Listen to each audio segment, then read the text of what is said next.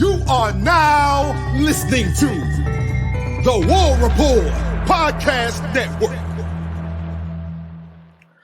What is everybody? Welcome back to the College Loop Podcast, episode 163 of the College Loop Podcast. I'm Dylan Larck, @1 on Twitter/X. I'm here joined by Mr. Harrison Tarr. Tarr, how you doing, buddy? Really fired up. I'm fired up to be talking Auburn ball, especially, let's be honest, as this show's coming out, we are 24 hours away, or I guess over 24 hours, probably 36 in that ballpark, away from, actually it'd be 30 on the dot, I think, 30 hours away from the Auburn-Alabama rubber match, the Iron Bowl of basketball, part 2. God knows Auburn wants to avoid being swept again by the Crimson Tide, and it looks like this could be the year that neither team sweeps the other one. It may just be a 1-1 home-and-home kind of action. Really excited about that. Also, for those of you guys, I'm just going to go ahead and pose this question. Dylan and I got into a really heated debate, and I know I'm going to be the severe minority because we have a serious Auburn audience here, and I get it. I'm an Auburn alum. Dylan firmly believes that Cam Newton was better in the NFL, objectively better than Michael Vick. I could not disagree more. What Cam Newton did for Auburn is fantastic, but let's go ahead and get the algorithm humming there, Dylan, and let people go ahead and, hey, comments are good. So let's just let people get the feedback. You can tell me I'm wrong all you want. You're also wrong if you actually think that, but we're not getting into that debate on live air. Settle it in the comments. I will come on to the show if you guys overwhelmingly say Cam Newton was better than Michael Vick in the NFL. I will just come on and say that I am in the minority of the College Loop family and the Looper family, and that you guys are awesome for interacting and also for telling me I'm wrong. You guys are really good at that. So here's your opportunity. Usually you're telling Dylan he's wrong. Now it's your time to turn to tell me I'm wrong, even though I'm not. Let's jump in to Auburn athletics, Dylan, bringing it back. We led with Cam Newton today. I mean, you can't be mad about that. Dude, I'll always lead with one of the best, probably the best, or not the best. I'll probably say top 3 rushing quarterback of all time, dual threat quarterback of all time. Definitely top 3 college quarterbacks of all time. Definitely top 3 college quarterbacks of all time, and better than Michael Vick in both the college realm and the NFL better than realm. Michael Vick in college, but I digress. Let's start off with football news. If you remember, former linebacker Trey Williams, I think we covered it whenever he got hired. He was named the special teams coordinator for the South Alabama Jaguars last March, and now he has received a nice little upgrade, a nice little promotion, because he will now also still coach special teams, but also will coach the outside linebacker position for the South Alabama Jaguars. So a nice little promotion for Trey Williams, a guy who definitely deserves that, was a leader on this team whenever he was here at Auburn, and just doing great things I love that all the former Auburn players are just coaching around at little Alabama schools. You have, I think, Deshaun Davis and Kerryon Johnson are both at UNA. Yeah, man. It's just awesome to see. UNA is a little bit like a mini Auburn. Like that, that staff has got a lot of Auburn faces and Auburn alumnus, not just notable football alumnus, but a lot of alumnus within that program. So I think it's safe to say that we're all UNA fans here. I love Lions. It's similar. It's same family, Big Cat family, right? Yeah, same concept. Yeah. Same thing with the Jaguars and. Yeah. You're not wrong. You're not wrong. Big cats. Big fans of big cats around here. As long as it's not of the LSU variety or the Missouri variety, we're in good shape. I don't hate Missouri. I don't either, but we're not pro anyone but Auburn here. If we're going to show some bias, let's just go and be honest. That's the case. That's big congratulations to Trey, and go Lions. Yes, UNA. So let's get after it. I think there's some Auburn guys up at UAH as well. Well, maybe we can touch base. Let's get a UNA UAH. What the people want. That'll feed families. Crossover podcast episodes. Get more feeder schools for Auburn. Like how FIU and North Texas were. North Texas, yeah. It's feeding families is what it's doing. Exactly. That's really just the gist of that. Speaking of FIU transfers, actually, we're going to talk about Denver Jones here in a little bit, pivoting over to Auburn men's basketball. That's going to be the meat and potatoes today, guys. I know we do a lot of football talk here. I'm 100%. I like Auburn football. I love Auburn basketball. I love them both, but that's my metaphor that I tell everybody. Auburn's got this huge game at Neville Arena tomorrow night as the show comes out, Dylan. I'm really excited about this one. I was really anxious, not nervous or stressed, but anxious about the last one in terms of it had it written in the stars that Auburn was going to drop that game to Alabama. That it was not necessarily going to lose it, but it was very losable. As is this one. Alabama's kind of pieced themselves together and has kind of figured some stuff out. Now 16-6, sole possession of first place in the SEC regular season race. So they are cooking, unfortunately, over in Tuscaloosa. Let's talk about how Auburn can learn from their last game. And we kind of I went on an organized rant after the Auburn loss to Alabama last time. You guys probably remember here on the show. Dylan, for me and for everyone, there's one young man on this Alabama team that's going to go in the first round of the NBA draft, and he's NBA ready now. His name's Mark Sears, and Auburn's approach to guarding him last game was hit and miss. The obvious given is don't put Lior Berman on him today. Sorry, on tomorrow night. Sorry, Lior. No disrespect. Appreciate everything you've done for the program, but no one in the right mind, maybe including you, could understand why BP had you guarding him. Dylan, how does Auburn slow down Mark Sears? What's the recipe there? A little bit of Denver Jones mixed in with some KD Johnson. You need to play that aggressive defense, get in his face, make him antsy, and make him take bad shots. And this is a guy, Mark Sears, who doesn't normally take bad shots. He's shooting 44% from the three-point line. You have to stop that. Bama is playing 2019 Auburn level offense. They are just living and dying by that three-point line. And when you have Mark Sears, you do a lot more living than dying from it. So you need to keep your best defenders on him at any given time. I mean, of course, you got to worry about Aaron Estrada and Grant Nelson. And Rylan Griffin. I was just going straight down the double-digit ones. But Denver Jones and KD Johnson are probably your best opportunities because they're the ones that are going to make him make mistakes more often than not, and that's what you're going to need if you want to get the win here. Yeah, here's the harsh reality, folks. Alabama put on a shooting clinic in Tuscaloosa. They did not put on an electric lighting, indoor lighting clinic, but they did put on a three-point clinic at the airplane hangar just a couple weeks ago. And the harsh reality of this is that Auburn's got to play better defense from the perimeter. Make them beat you inside. If you go pound for pound and round for round in the paint, scoring points in the paint, I like Auburn's chances. That's just kind of a statement of fact here. You got to shut Alabama down from the perimeter. It starts with Mark Sears, but as you mentioned, Aaron Estrada, Rylan Griffin had himself a day, and Grant Nelson had himself a day against Auburn, whether that be in the points column or making an impact off ball.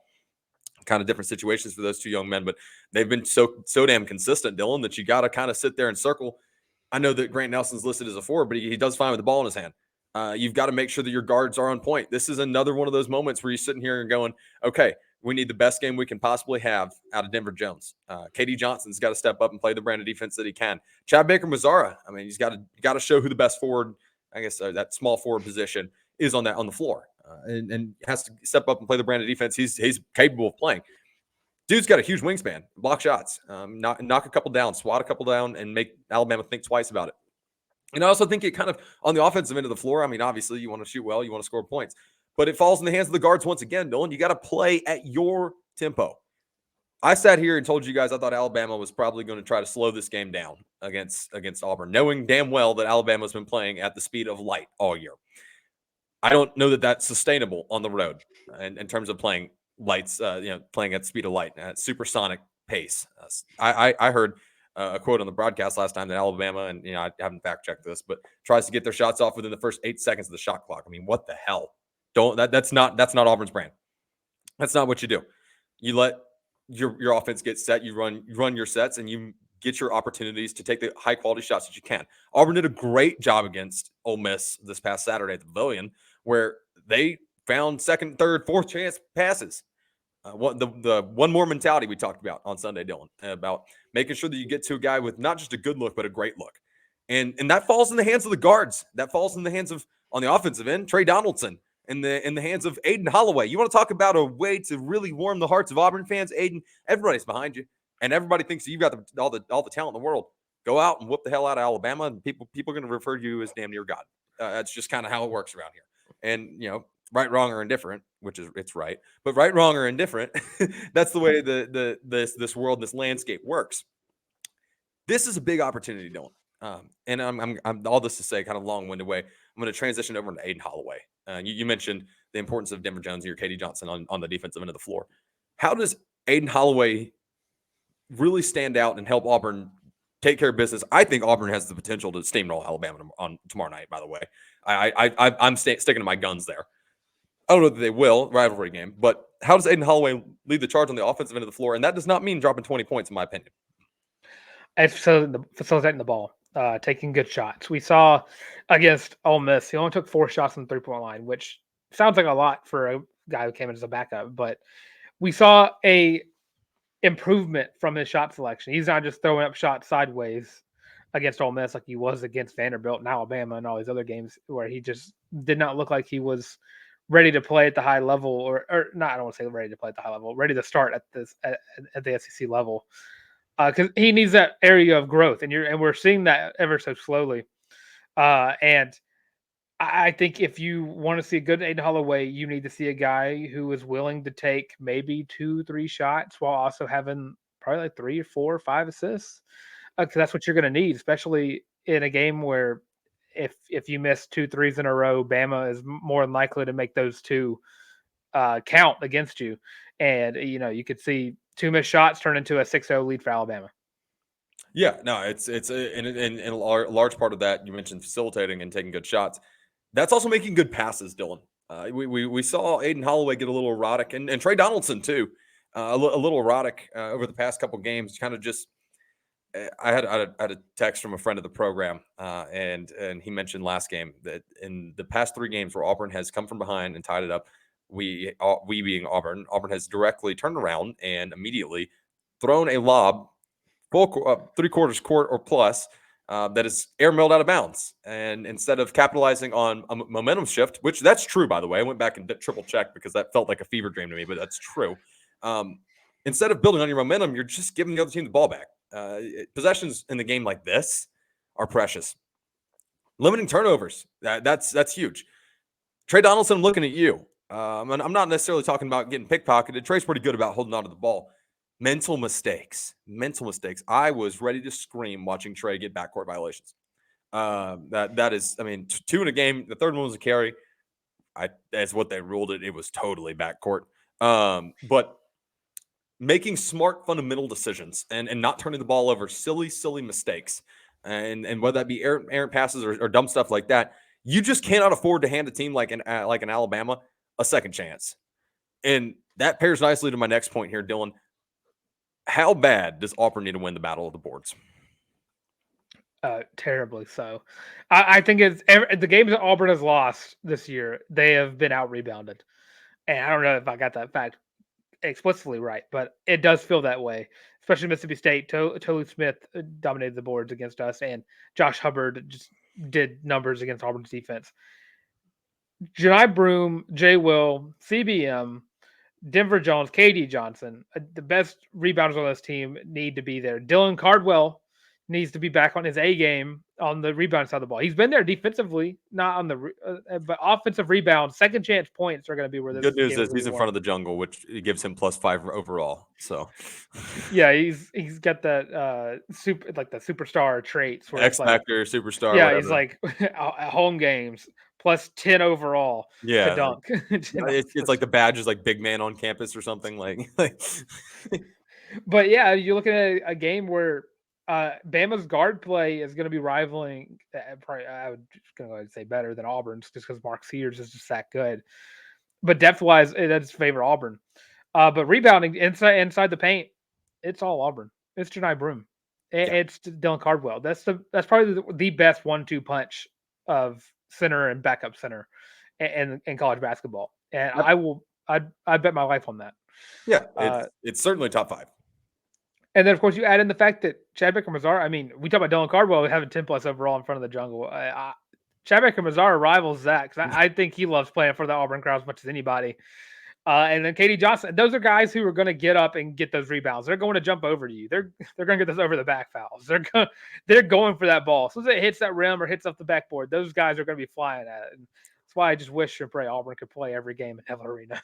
Yeah, you see, Dylan, I don't mean to hurt and break your little football heart, but I challenge anybody to find any sport at any level where a home court, home field advantage is more beneficial than college basketball. I'm telling you, it is night and day how much tougher I think in college basketball than in college football. Granted, I mean, yes, there are places that the Death Valleys of the world, the Jordan Hares of the world, where you go, Penn State, the swamps, Gainesville, Memorial Stadium, question mark? For who? I don't know. There's a lot of memorials around here, but the boot. Yeah, things of that nature. Like, yes, they are loud. college basketball, your students are right on top of these players, quite literally. It's by the grace of God that it doesn't happen more often where players get into scuffles with students. Like it is, it really is. We bear witness to one of those. Yes. But sad, it was not just a student. It was Derek Hall. It was Derek Hall. I would not want to meet that guy outside. I'm glad that guy. I forgot his name. Stevenson. Yeah. I'm glad he ran away after the game. Yeah. Or that Derek Hall was just too happy that we won the SEC regular season title. It's probably the latter. But that guy should count his blessings because I would not want to go pound for pound with Derek Hall. But I digress. We're talking about the battle on the boards. Second chance points are big here too, Dylan. Auburn led Alabama into too many opportunities for second chance points in their first meeting. That's just something you have to eliminate completely. But also on the offensive end of the floor, you got to put up a couple of second chance buckets, and that goes and falls on the shoulders of Janai Broome. And Auburn forgot about that guy for a lot of their first matchup. And it's been alarming how much they've forgotten about him as of late. They forgot about Janai at the Pavilion on Saturday for a little bit, and they were like, wait a minute, 6'10", probably going in the first round of the NBA draft. Maybe we should get him the ball. And suddenly good things happen. Feeding Janai Broome down low, especially he's gonna clean up his work on the glass. He's gonna get his. You got to give him the opportunity to put some more points up as you run your sets. He's great with that high ball screen pick and roll too. I mean, there's just a limitless list of opportunities and ways that you can score Janai Broome. And I mentioned it before. I'll say it once. I'm going to say it 1,000 times the next couple of 24 hours, Dylan. You've got to win this game in the paint, and that starts with Janai Broome. It cleans up with Jalen Williams, and the cherry on top is your Dylan Cardwell having a good outing. But it starts with Janai. Janai, this is your opportunity to also go put down some really good film for the NBA draft because this guy is you're better than them. Look, here's your whiteboard material, Nate Oates. I don't think you have a single player on your roster and that can play in the paint better than Janai Broome. I don't. That's Dylan just clipped that for quoting it. I don't. I also feel that way pretty much anytime Janai Broome steps on the floor. I think I like Auburn's chances against anybody if Janai Broome's got his A game. Now there are times that you're going to have down Janai Broome, and that's not fun to watch. But I think Janai Broome is first off a snub for SEC Player of the Year watch, by the way. But I think he's the best player on the court when he steps on the court.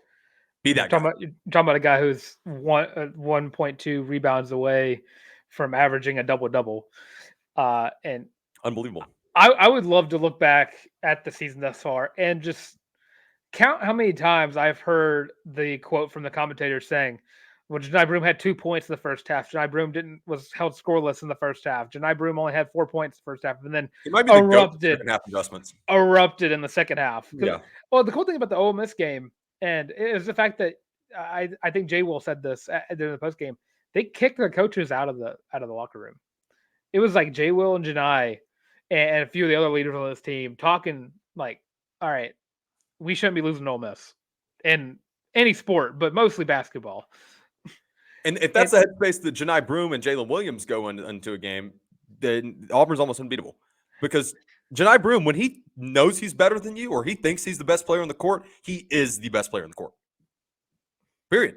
I mean, he is. We've seen great play from forward/centers, that stretch four, small five, whatever you want to call it. Auburn was spoiled in 2021, 2022 with two of the best in the business, and Walker Kessler and Jabari Smith. But this guy he's a complete package. He's vocal, he's a leader, and he's a scorer, damn it. I mean, he just knows how to finish at the rim better than he ever did last year. He was great last year, but I mean, he is phenomenal this year. And then you throw in the fact that you got to deal with him, and then Jalen Williams gets some spacing. I mean, good night. Good night. Good luck. And all that you got to worry about with Janai Broome is keeping him out of the free throw, keep him from shooting free throws. Because I believe he is one of the worst on the team in terms of shooting free throws. But he's not been. This team has not been collectively bad from the stripe this year, which has been refreshing, guys. 62 is the lowest from any of the 10 guys that go in the game. But after that, Jay Will's got 80. CBM's got 87. Aiden's got 76, which I think is a little low for him. Denver Jones is shooting a crisp team high, except for the Darren Scotts of the world, shooting 90% from the free throw line. Is that good? I believe so. I believe it's 90 out of 90. So, yeah, 100%. 90 out of 100. But the rest of the team has done very well shooting free throws. It's like the one part of Janai's game that annoys me. It's like you're so good at everything else. You're shooting 34% from the 3-point Yeah, line. now he's knocking down stuff from the perimeter like semi-routinely. Come on, only man, shoot the free throws.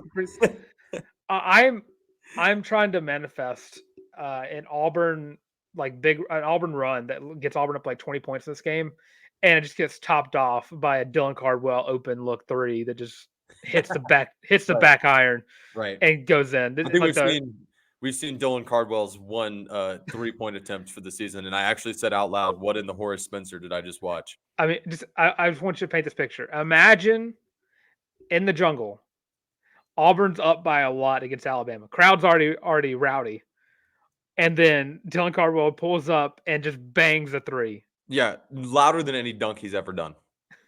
Louder than any play that's ever happened in Neville Arena.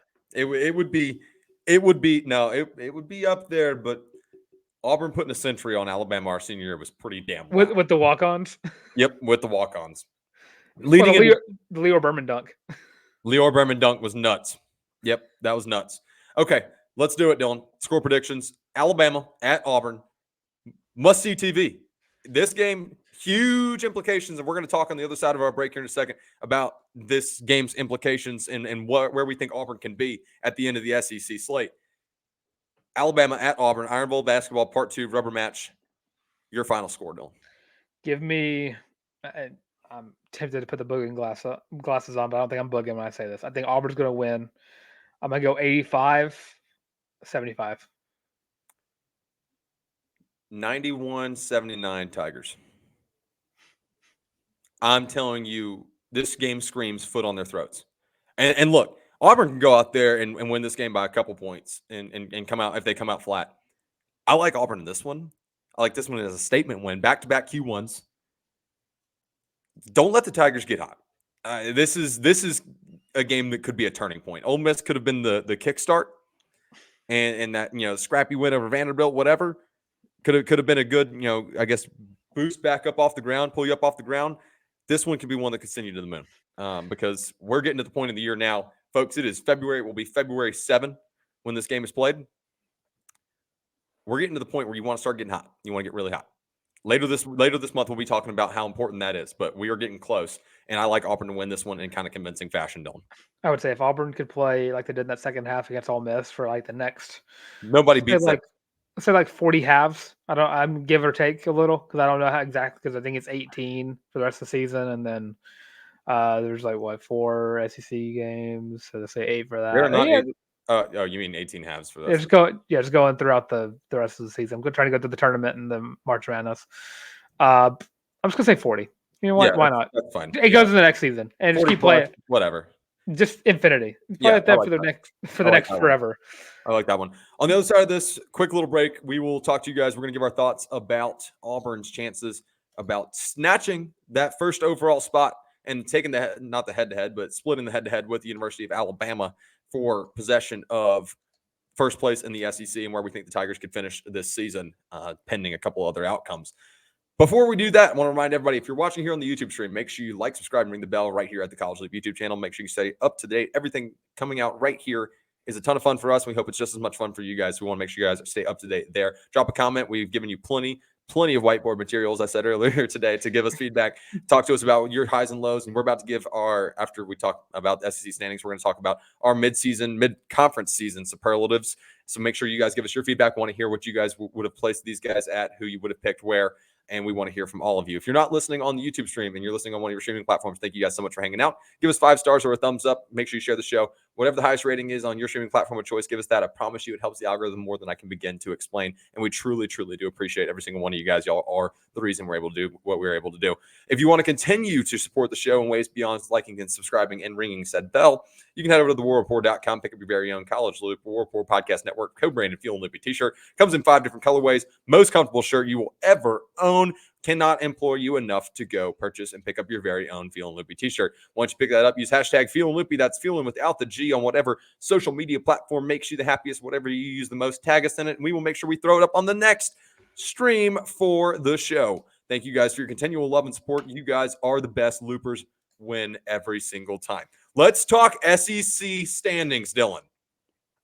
As this stands now, granted, if you're listening to this Tuesday night, there's a slate of SEC games that could have changed all of this, so just ignore me. But if you're listening on Tuesday morning, lock in right now. As we stand right now on Monday, February 5th, as we're recording this at 10:40 p.m. Eastern Standard Time, the worst time zone. 9:40 if you're in the good time zone. 9:40 if you are in God's time zone. The Alabama Crimson Tide stand alone at the top of the SEC standings. That is Alabama at 8-1, 16-16 overall. Right below them are a pair of 7-2 teams.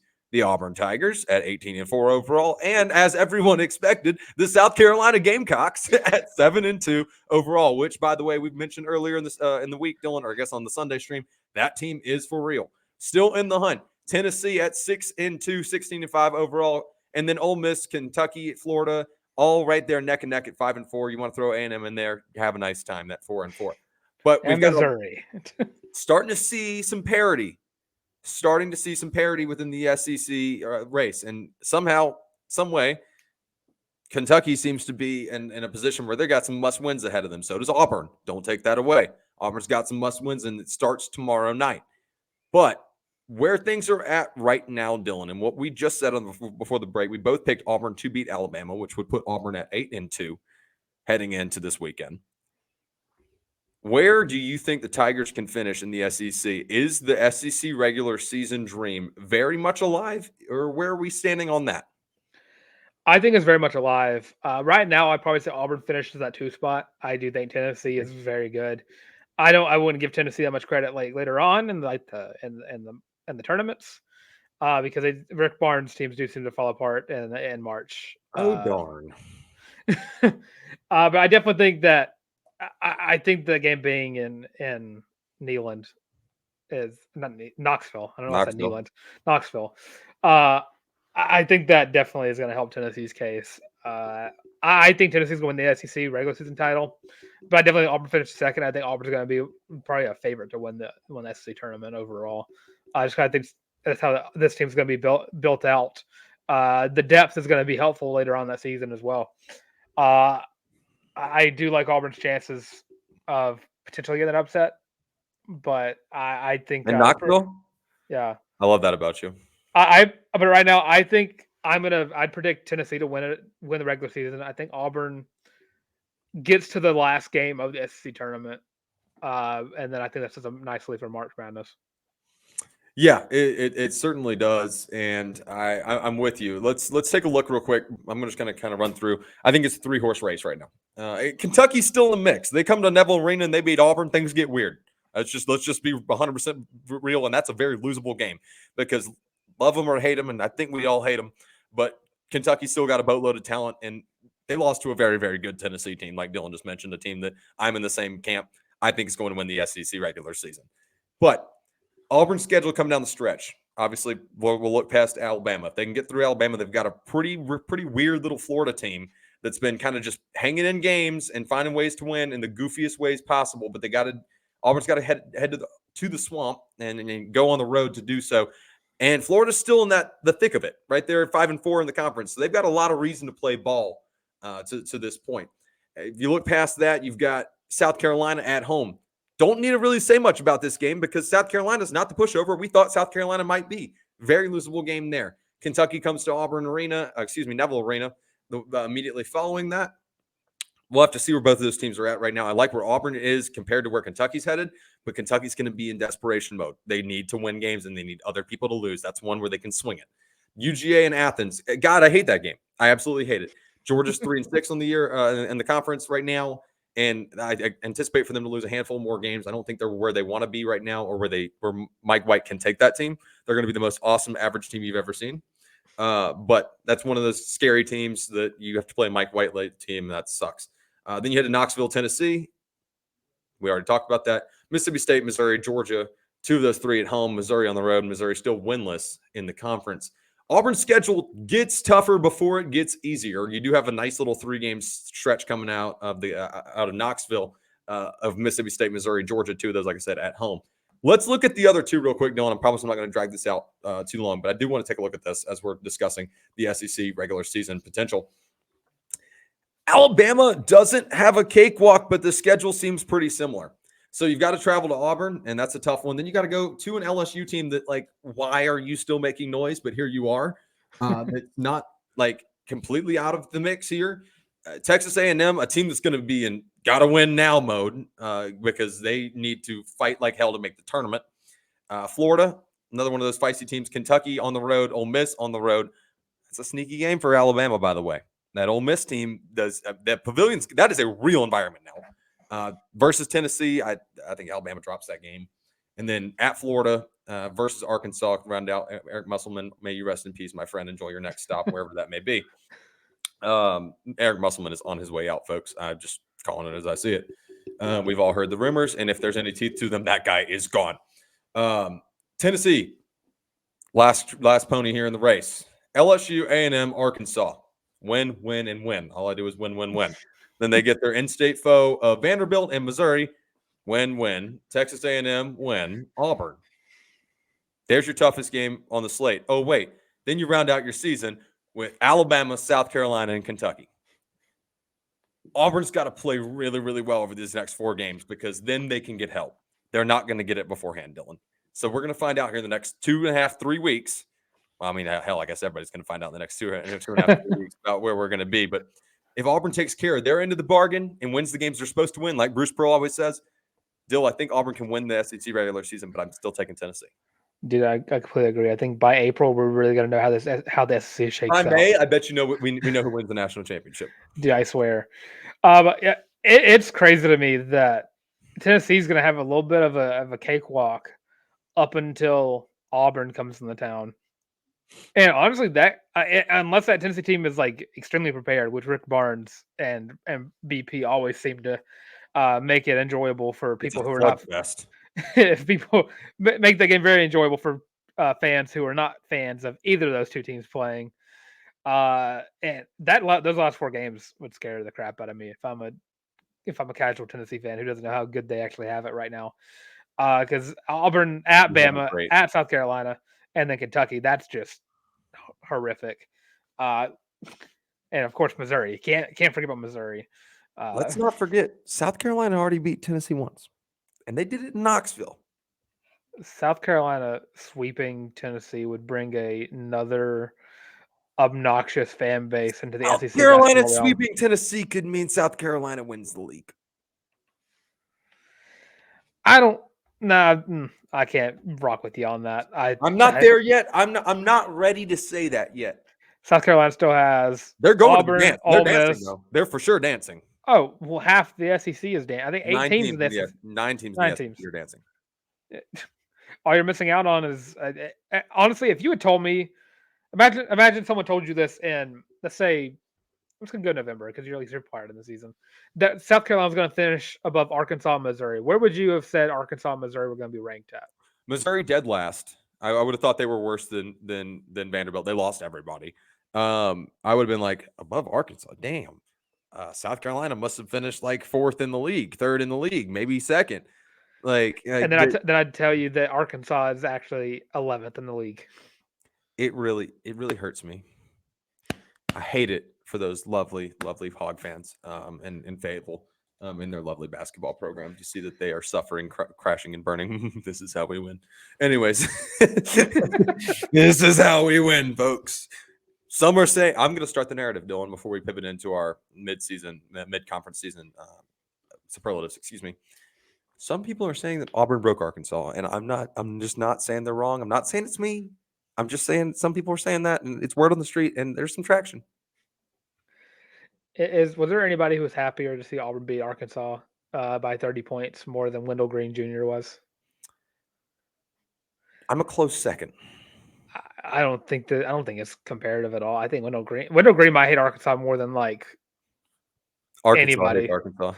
Yeah. Wendell Green might hate Arkansas more than Eric Musselman hates Arkansas right now. If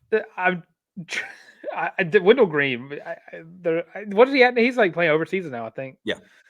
He would probably spend a lot of money to come over there and just like roll Arkansas's campus just because they won. I think that Wendell Green had no problem staying up super late overseas to watch that game. I think that he was not fine, not bothered by sleep deprivation. Game on the TV, Twitter in his hand.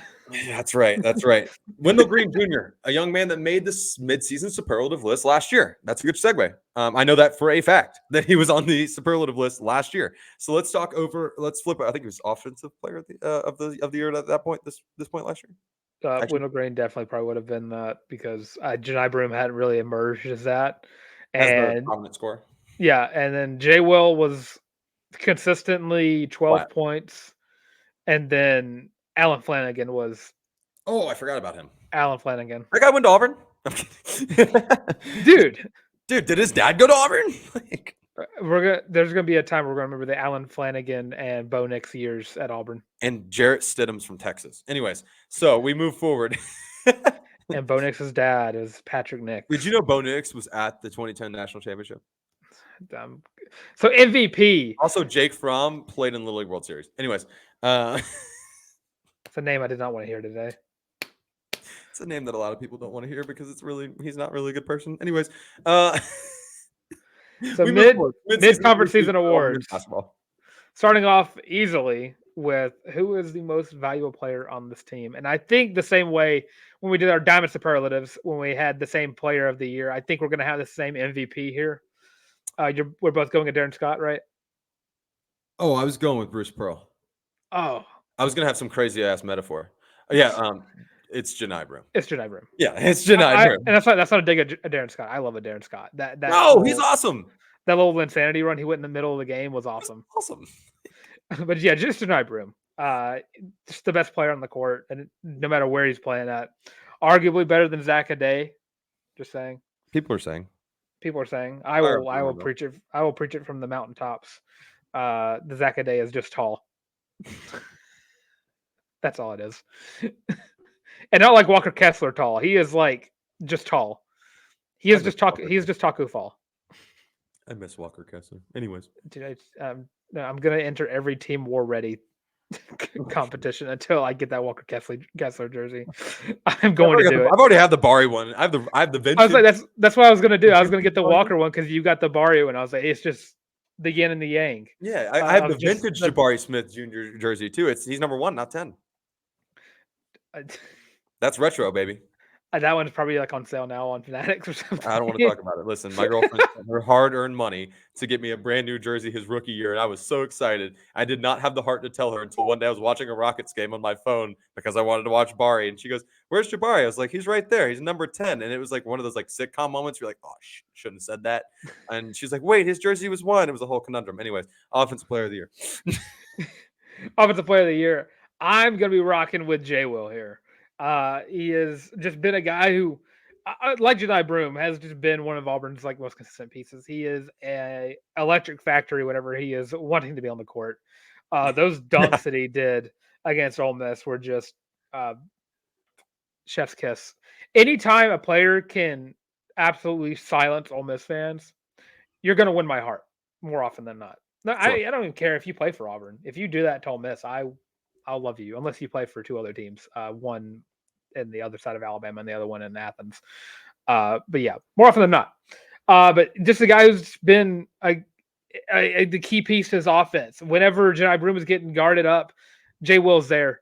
J. Will's currently averaging 40% from the 3-point line. He has been Auburn's most consistent scorer. And again, whenever he wants to be on the court, he makes this team complete. Which is why I can't even change my answer. Like this is, and guys, I know we usually make these like lists and whatever. This one I feel like it's very understandable to have overlap, because we're gonna have at least 3 of those. Yeah, there's gonna be at least 3 of these because there's some clear overlap here, and for good reason. Jalen Williams, when he wants to be the best player on the floor, he can be. It's a matter of I think a little bit of a head case. I'm not calling him a head case, but like a little bit of just like having the ability to step up and say, "I'm going to take over this game," and he can do that. He's also that you want another Jalen Williams on OKC, which by the way, I didn't realize how well the Thunder were doing this year. But anyways, yeah, we're actually pretty good. Yeah, I wish I could watch the games. Yeah, I bet you're having fun metaphorically. Anyways, I digress. Jalen Williams taking great looks from beyond the arc. I mean, he's not just jacking up threes; they're great quality shots. Nobody has a prettier sky hook than Jalen Williams. It's gorgeous. It is art, like hanging in the loop, like period. And he's just a physical scorer. He goes up, follows his own shot, always finds ways to create. If he's not open, he finds ways to get his teammates and his guys open. Selfless player.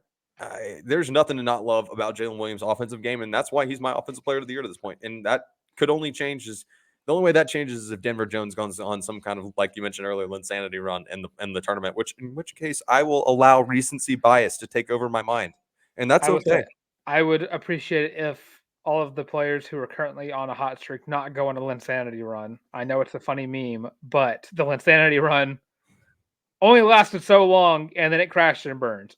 So it can crash and burn in May. I don't care.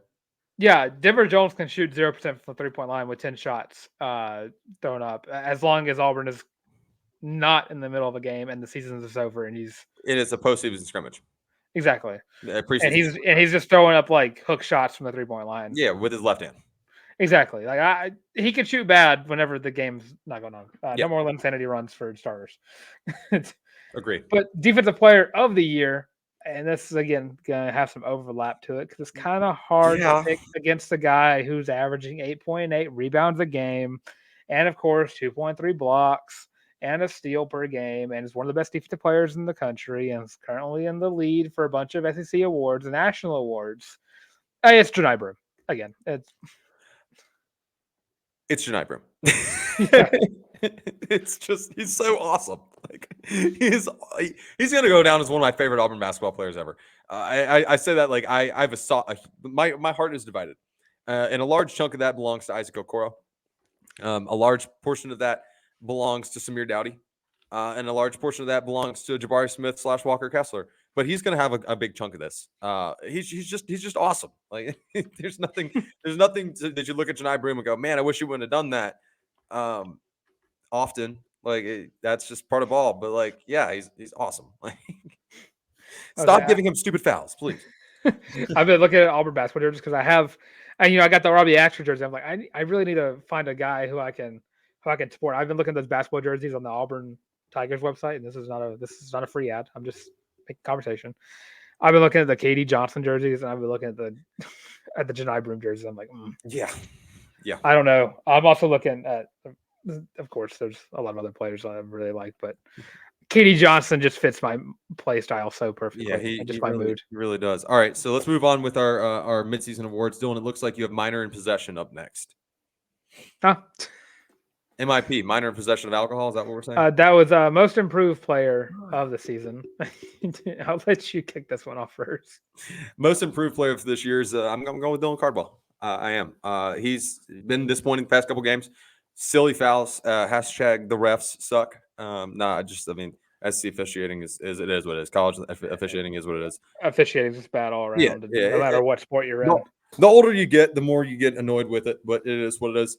He has taken a giant leap, not just a step forward this year. And Dylan Cardwell is providing meaningful, good minutes off the bench in large.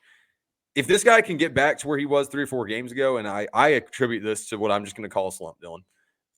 If he can get out of this little slump / funk where he's getting dumb fouls and really almost trying a little too hard on the offensive side of the floor, that guy can be super valuable in March. Like unbelievably valuable in March. I like all the comparisons. You mentioned it earlier in the show. I don't want to beat a dead horse, but I don't know that there's a stronger 1-2 punch at the 5 position. Johni stretch 4, NBA draft scouts. If you're listening to the College podcast, he's a great stretch 4. I'm really lobbying for him, but there's not a better 1-2 punch in the paint than Johni Broome and Dylan Cardwell, and his continual commitment to getting better. Mind you, he has another year of eligibility if he wants it. Has been remarkable, and I think that in large, if he can continue what he's been doing, he's probably earned the right to have a bid of that starting job in 2024-25. I completely agree, and I was just talking about my most improved player of the game, most improved player of the season, because it's KD Johnson. This award was made for my favorite players because KD Johnson and Dylan Cardwell are my top 2 guys that I just love watching play. KD Johnson, just an absolute psychopath. CBM is also one of those guys, but KD Johnson's been doing it for a lot longer for me. But KD Johnson, just just racking up the steals as he does. He's probably a top 3 defender on this team, I would say. Sure, Just absolutely. because of his ability to get in your face. And he plays 100%. he plays that Caleb Jones level of defense where he's just going to annoy the ever-loving crap out The of you. Scoob Jones Defensive Player of the Year. And it's hard for me not to pick against, because I think those plays where you just watch Katie Johnson dribble the ball and you're like, he's about to throw this up. Yeah. I think you've seen a lot more of those go in this year than you did last year. I think that you mentioned that if there was ever an award made for your 2 favorite players, I think there would be 2 awards, and it would go to your 2 guys, and Dylan Carwell and Katie Johnson, because I actually think Katie Johnson's your comeback player of the year. I know we didn't put that down, but I think he's your comeback guy of the year. Talk about just a dreadful season last year. It was hard to watch, and no one could figure out what kind of funk Katie Johnson was in, and then this year he is back to being awesome. So power to him, and he's got another year of eligibility if he wants it too, which I think he'll probably exercise. So we'll see. But yeah, I like that a lot, Dylan. I agree with you. I'm just going to throw in a little asterisk. If we did have a comeback player of the year category, I think it'd be unanimously Katie Johnson for us. Of course, I will never deny an opportunity to pick Katie Johnson as the best player at something. Hey, if Aiden Holloway comes back next year, we can promise him that we will name him comeback player of the year on the College League podcast. I'm just saying. I'll shake on it right now if you'll shake on it, Dylan. We will name you the Katie Johnson comeback player of the year. Love it. I love that. I'm down. Write that down. And the statue is Katie Johnson screaming into the stadium. Yes. That is also my Xbox profile picture, by the way. It's just Katie Johnson just erratically screaming. I make sure that I always use Katie Johnson for the graphics, just because he's awesome. So hard. It's so hard not to. Him and CBM are just the best. Like, if they're most. No. You don't have to finish. You already said it. Him and CBM are just the best. They are. Yeah, if there was like a most animated player of the year, honestly, I have like a little surprised one. Who would be if NCAA college basketball returned? Who would be your like user for Auburn hoops? Aiden Holloway. Lame answer. I would do the dumbest stuff with his handles. That guy is unbelievably good putting the ball on the floor. That guy is like, and his 3-point shooting percentage would be good because they just got to fall. Like that's gonna come, guys. Like him shooting that's gonna come. He would be awesome because you would just cross people up and make people look stupid, and then I would play like classic teams with this current Auburn team. I'd go cross up Ty Washington. Be the first thing I did. I would. I'm out of the game. I hold grudges. I do that. Yes, I'm what you might call an asshole. I'd say underrated pick. Whenever you play those NCAA games and the starter gets hurt on the opposing team and then the backup comes in and just plays absolutely like lights out. Yeah. I think Dylan Cardwell will be that like absolute ridiculous, like 75 overall, like 5. Yeah, but I'm not going to use her a big. I love using in the bigs. Nah, I'm good. I'm going to use because you can just block. I love blocking shots, and Dylan Cardwell would just do that. He probably I would rely on his CPU numbers to do that for me. But hey, his dunk packages though. I know I'd be throwing lobs with Aiden Holloway. Like it would be awesome. Like from across the court. In video games, sure, yeah, duh. Well, just to knock these last 2 out, we have best newcomer. It's going to be your transfer portal guys or your, I guess, one freshman coming in. Yeah, it's unanimous, right? Chad Baker. I was gonna go Denver. Okay. I like Denver's ability. He's finally finding his own. He's getting touches. He's getting shots up. He scored 19 points 2 games ago. I think Denver Jones. Believe me, I love Chad Baker Mazara. I think Denver Jones plays more of an X factor into Auburn games than CBM does. Because I think there's more. I only don't agree for just they're different players. Literally different positions. I think Auburn has more to lose if Denver Jones is off than they do if CBM is off. I think because it's the players around him playing the position. Like Jay Will can pick up the slack for CBM and Janai Broom can as well. Yes, but I think that to your point, I think you're correct. I think you absolutely nailed that. But on like the other end of that spectrum, I think that you gain more from CBM being on X Games mode than you would from Denver being on X Games mode. I agree. I said just because of CBM's ability to defend at the rim. And we only talk about this because Auburn's positions have just amped up since last season because we weren't able to talk about the depth like this last year. Right. And that's the great thing about this team. I just need to start playing more consistently and not ever do what they did 2 weeks ago ever again.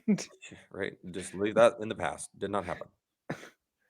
All right, and then last one we have sixth man of the year. I'll let you go first. I think I'm going to rock with Trey Donaldson. And I know he just won the starting job. Yeah, I think I am too. I think I've convinced myself. Do we just go 5 for 6? Yeah, maybe.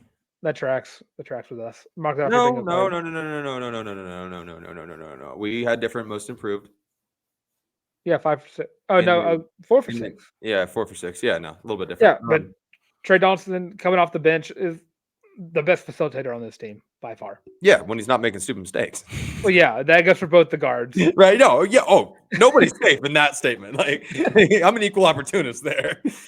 But Trey's currently averaging 3.5 assists per game, while only averaging, I think, 1.5 turnovers. So 2.0 in the plus there. Just does things with the ball that Aiden can't do. More physical. I think his basketball Aiden's IQ not ready to seems. do yet. Yes, I will say. I agree. Let's not put the cart before the horse. That guy's still Yeah, I awesome. don't want to. I'm not throwing any digs at Aiden Holloway. I'm trying to make comparisons, and then it Aiden comes out the Holloway wrong is way. going to be a dog. He's going to be awesome next year when he's developed and He's going to turns be into awesome that. on Wednesday night. Yes, he's going to be awesome every day. That's right. Yeah, but Trey Donaldson is definitely my sixth man of the year. I think, and he's earned the starting job just by doing that. He's a great facilitator.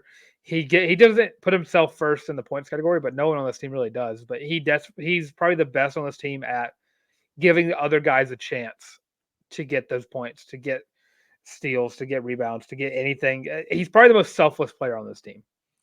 Yeah, and he's great at running, being a floor general. He's really good at it. So yeah, all those reasons, and I'm just going to co-sign there, Dylan. I like that. I went back and forth because Trey Donaldson kind of plays too many minutes to be sixth man of the year. But There's a lot of six. yeah, it's kind of like a 1 through 10 man. 2 through 10 man, Janai Broom and everybody else. 6 through 10. Yeah. It's that's a tight race, and Auburn's depth. I mean, that just speaks to its depth, right? Which is ultimately its strong suit. So yeah, no, Trey does a lot of special stuff, and also I don't think we're talking about this stuff. He calls plays with more swagger than anybody else in the league, and this is a statistical analytics approach that I know you come to the College Loop podcast only to hear, but that guy just calls plays with more swagger than I've ever seen. Like, have you ever seen anybody look that drippy when they're tapping their head and like barking out orders? Like, I'm just watching the game. I'm like, hell yeah, Trey. Yeah, you call that high ball screen. You tell him. Like, it's awesome. And I get really fired up about it. And he's really good at that. And also a leader in this locker room. So, and plays so physical. Like, yes, that's the DB in him. I know we've heard it a million times, but like, he is so physical. He's so damn fun to watch. And when he decides to go downhill, I would legitimately get out of the way. I would just jump out of the way. Like, I would not want to be in front of an angry looking Trey Donaldson. KD Johnson looks mad, like kind of lunatic mad. Not for that phrase. Trey Donaldson looks angry. Like maybe you just hit on his girlfriend angry. like that is like on the table. Like I feel like that's plausible. So I'm with you. I like that analogy a lot. I feel like the honorable mention there would be Dylan Cardwell off the rip. I think he counts as the sixth man. Yeah, because he's only averaging 14 a game. And if we're talking about duh. Trey Donaldson averaging too many minutes, because then you have Dylan Cardwell and then Chaney Johnson would probably be your two other guys to talk about there. Chaney Johnson's is peaking, is getting up, is progressing on the correct trajectory at the right time. Like that guy, I've said it once, said it a million times. He's going to wind up having something really special happen to him in March. I don't know what it's going to be. I don't know what it's going to look like. He's going to do something really special in March. He definitely feels like the kind of guy who's going to put like 20 points in like round 2 for no reason. Round of 32. It's like no where was this at? Like what? Yeah. No, he has unlikely hero written all over him, and for some kind of crazy legacy game in March. And I'm really excited for him, and I'm excited to watch him. I'm really excited for him because he's finally figuring out the game. And it took him conference play. Like, what the hell? How does that happen? But like it took him getting to conference play. But now it's like something clicked.